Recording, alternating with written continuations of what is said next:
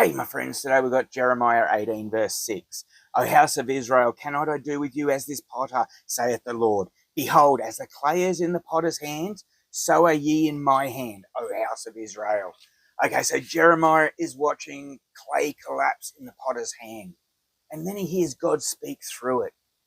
Now, to me, this verse settles the argument once and for all. God is the potter.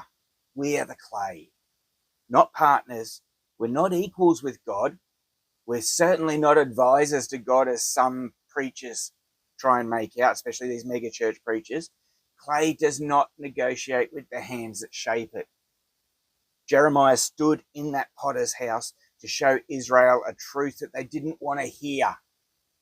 God had been shaping them patiently, carefully, and faithfully. But when the clay resisted, when it hardened, when their hearts hardened, when they refused to yield, the potter had the right to break it down and start all over again. Now, the hard fact is that God will not tolerate rebellion forever. The vessel that refuses the potter's touch becomes unfit for use. Disobedience doesn't just slow blessing, it inflates the discipline. And God is loving, we know that, but he is also sovereign. And sovereignty comes with a certain amount of authority, the ultimate authority. Then we come to the truth that brings clarity and mercy to this. As long as the clay is soft, it can be reshaped.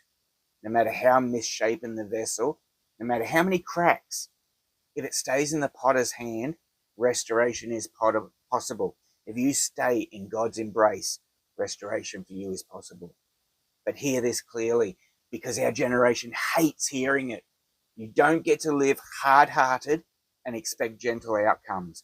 When a nation, a church, or an individual stiffens against God's commands, the penalties follow. God does not bless defiance. He corrects it. So, my friends, obedience is not optional. Yielding is not weakness. Submission to God is the very thing that preserves you from being broken beyond repair. The old saints understood this. They trembled at God's word and stayed pliable in God's hands. So the question isn't whether God has power over you, because he does.